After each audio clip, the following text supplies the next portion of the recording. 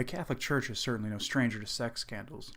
The first major institution-wide scandals were in the early part of the last decade, but even that scandal festered below the surface for more than 10 years, with occasional stories in the news media about pedophile priests. But the roots of that scandal go back at least a century and are not easy for some to hear. In the last month, what appears to be a second wave of sex abuse allegations broke, centering on one retired Cardinal Theodore McCarrick.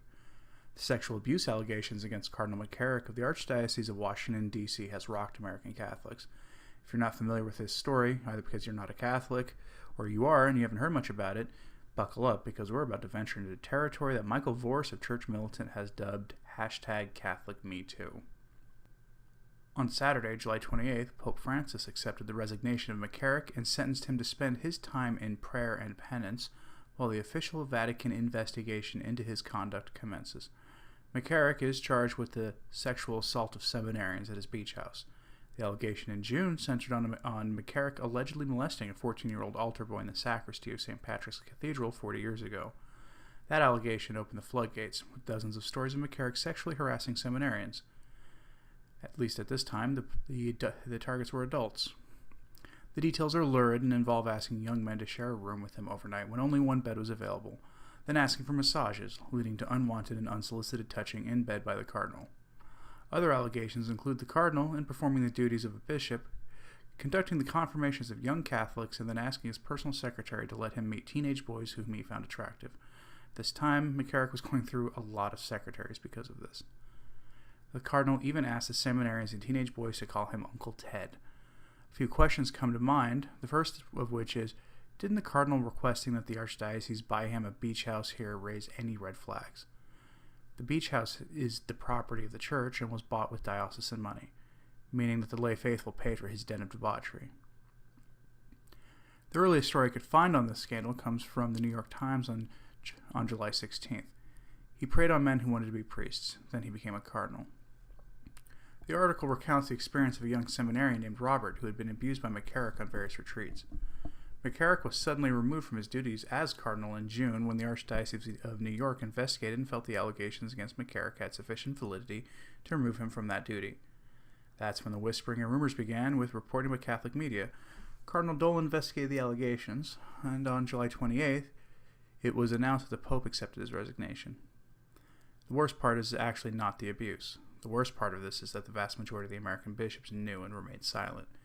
Noted Catholic apologist and author Taylor Marshall wrote, "It was Archbishop John J. Myers who paid the 2004 payout in Newark for McCarrick.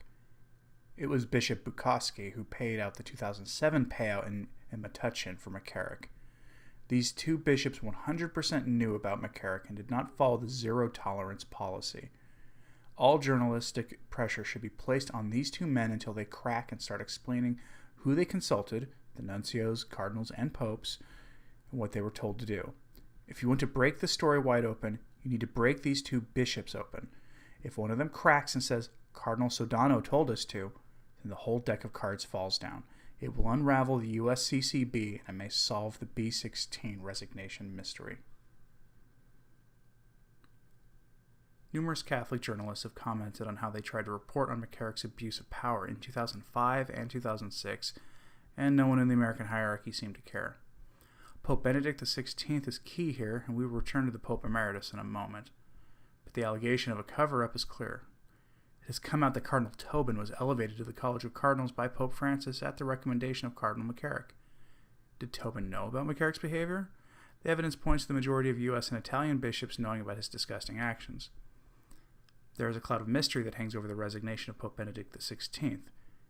In addition to the questions of the validity of his resignation and the consequent questions of the validity of Pope Francis, which is a topic I will cover very carefully in a future video, the manner of his resignation is in question. Was Pope Benedict XVI pressured into resigning over his inability to end the sex abuse crisis? Famously, Pope Benedict XVI publicly stated in a 2011 interview that was later published as a book titled Light of the World that homosexual men are barred from the priesthood. In 2016, Pope Francis reiterated this ban, though not much has come from it, and this is the historical standing of the Church. In a study around that same time that seems to have disappeared from the internet somehow, the Vatican affirmed that the overwhelming majority of priestly sex abuse cases occurred between adult men, priests and bishops, and teenage boys. This is going to cause some people to bristle, but homosexuality is just institutionalized pederasty, and until recently society affirmed this fact.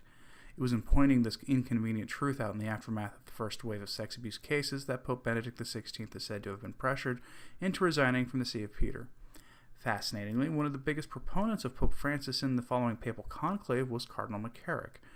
In a June 27, 2018 opinion piece on LifeSite News titled, "Was Predator Cardinal McCarrick a key U.S. lobbyist for Pope Francis's election?" we see the following. A mere 7 months after the election of Pope Francis, Catholics got a peek behind the election curtain of the political machinations in the selection of Jorge Bergoglio from none other than Cardinal Theodore McCarrick. On October 11, 2013, the now disgraced retired Cardinal of Washington, D.C. disclosed in a speech at Villanova University that he was asked to lobby for the election of Jorge Bergoglio as pontiff. When his soft, grandfatherly voice and disarming Irish wit, McCarrick weaved Bergoglio's stories and boasted of his close relationship with the Argentine papabile.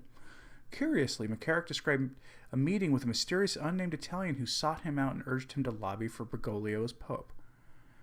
McCarrick told the audience that before the cardinal electors went into the general conversations, he was approached by a very interesting and influential Italian gentleman. The influential Italian visited McCarrick at the seminary where McCarrick was staying in Rome.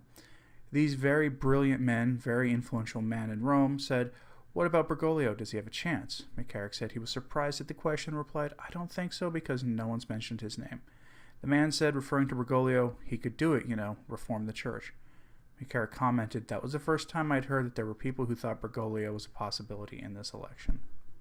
McCarrick reports his response to the Italian gentleman's encouragement to talk to Bergoglio as, "Well, we'll see what happens. This is God's work." However, in his account, he seems to indicate he did just that. Although McCarrick was beyond the age to vote in the 2013 conclave, he spoke at the general congregation proceedings before the conclave. As he explained in his Villanova talk, he seized the opportunity to lobby for a Latin American pope, urging his fellow cardinal electors that he hoped that whoever was elected pope would be someone who, if not himself a Latin American, would have a very strong interest in Latin America because half the church is there. That's where the people are. In Philip Lawler's book, Lost Shepherd, How Pope Francis is Misleading His Flock, the veteran church reporter writes that perhaps McCarrick and another two well-known liberal prelates may have exaggerated their own roles in the process of getting Bergoglio elected. But, he adds, there can be little doubt that a group of liberal prelates saw the Argentine cardinal as their best hope for changes in the church. They encouraged his candidacy, and the new pontiff, an outsider now thrust in the top spot at the Vatican, quite understandably would be inclined to look to these same men for advice. How did this begin? If we hop into our Wayback Machine, we can get a look at the papacy of Pope St. Pius X, who penned his encyclical Pascendi Dominici Gregis, which outlined the idea system of the modernists and the threat they posed to the Church. While Pope St. Pius X took many steps to undermine their influence in the Church, the Second Vatican Council was their coming-out party. They exercise a great deal of influence at the Council and are the principal architects of what we Catholics derisively call the spirit of Vatican II, a spirit which flies in the face of church tradition and doctrines about many things, one of which is sexual liberation. The Council closed its final session in 1965, and homosexuals thrived in seminaries thereafter, despite church prohibition on the sexually immoral and disordered being enrolled in the priesthood. It is no coincidence that the bulk of the first wave of sexual abuse allegations made in the 2000s against priests stemmed from the actions in the 60s and 70s when the spirit of Vatican II was in full effect. What does Vatican II have to do with McCarrick? One allegation made against the Council is that it was revolutionary in nature. This is categorically true, as most Catholics today act as if there was no Catholic Church prior to the Council and that the timeless teachings of the Church can be dismissed as pre-Vatican II thinking.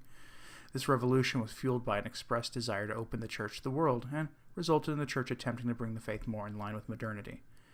Tangible results I have personally seen in my own life are the prevalence of bad priests who, in the confessional, minimize the evils of sexual immorality in the lives of young people and turn a blind eye to pornography, masturbation, contraception, and feminism. Instead, many priests and especially bishops have decided to adopt the social justice ideology, which all but mainstreamed the presence of homosexuals in the priesthood. For the better part of 100 years, the Church has been infested with men who prey on the young and violate basic Christian norms and sexual mores by engaging in sodomitical sins that cry out to heaven for justice. In McCarrick's case, he was able to get away with gross violations of his oaths and the public trust by being involved in the homosexual pederast community of bishops and was able to keep tabs on the dirt of his fellow prelates. The San Francisco community is a world of vice, and vice begets vice. Simple blackmail and a likely coterie of similarly allied bishops and priests is how this was kept quiet among a hierarchy that is infested with the sexually confused. Put simply, some estimates have as high as 70% of American priests being homosexuals. The question is not who knew about these practices, but who objected. Case in point. The following is a clip from the latest episode of the Download from Church Militant, and you'll see how far up the chain of command this problem goes. And so here's another angle. We're going to get to another bishop, archbishop, who should, you would reasonably think, have said something, but there's no way Sean O'Malley did not know the contents of that letter, whether he physically touched it, as you pointed out, Simon, like, oh, I never touched it, it's not mine, ooh, didn't touch it. My fingerprints Didn't on know it. anything about it. There's no way he didn't know. His secretary, his staff, gets a letter saying that McCarrick is a child or seminarian rapist, a molester, and they say nothing to anybody. They send him back a letter, Ramsey. They don't acknowledge anything in the letter back to Ramsey, the priest who reported it, except that, yeah, we got the letter, and it's not our business. Really? So did O'Malley pick up the phone and call the nuncio and say, hey, I'm sure the nuncio was well aware of this decades before, but anyway, did he call Cardinal Wuerl? Did O'Malley call Cardinal Wuerl, another very inside papal confidant, and say, this is in 2015. You know, Wuerl is Archbishop of Washington, D.C. Does O'Malley seriously believe, or Wuerl seriously expect us to believe, that O'Malley did not pick up the phone, presuming it's the first time he ever heard of anything, which means he would have been born that day, the only time he ever heard of anything, and he doesn't pick up the phone and call Cardinal Wuerl and say, hey, by the way, I know you're sending Wuerl out to confirmations. I know he's going over to schools. I know he's living in a seminary where there are seminarians. And just so you know, somebody has reported this, Ramsey, here's his letter. I'm sending him the letter. My foot. Yeah. Then we have the other issue here of Bishop John Myers, Archbishop John Myers of Newark, who succeeded McCarrick.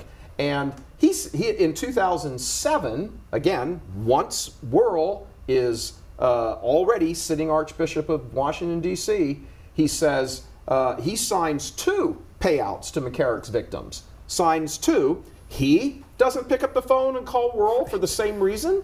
So O'Malley knows something. He got the letter.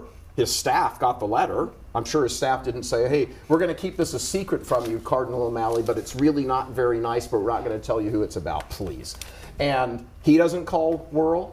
Archbishop John Myers, who signed 2 checks, doesn't pick up the phone and call Wuerl and say, you might, just on a legal level, forget the moral, spiritual, ethical, and everything else, and the victims, worrying about the victims, just on a legal level, you might want to say, hey, you know what? Uncle Ted's at it again. We've got another one, and you better take care of this. I'm just giving you a heads up because I just had to sign 2 checks for however many hundreds of thousands, whatever it was, and you're going to be winding up doing the same thing, sure enough. So, Myers, another part of this whole great big ugly mess.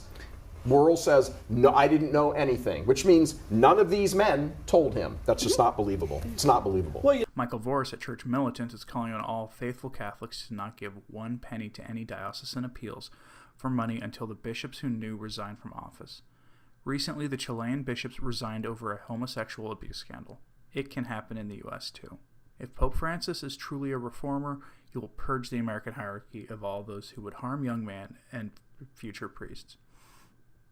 Some people will bristle at some anonymous Catholic opining about this online and casting accusations against the bishops of the church.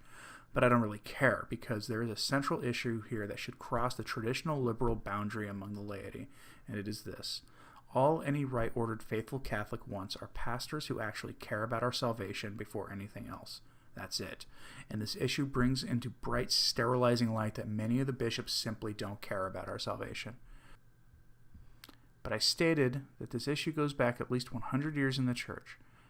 That is a topic I will visit in a future video, and it will touch on the warnings from Popes Leo XIII and Pius X, among others, who warned against the infiltration of the clerical hierarchy by those who are canonically barred from serving, and the effect that this has had on the institutional church, vocations, and even the council itself. Thank you for listening. If you liked this video, please like and subscribe. You can follow me on social media with links in the description. Dominus Vobiscum.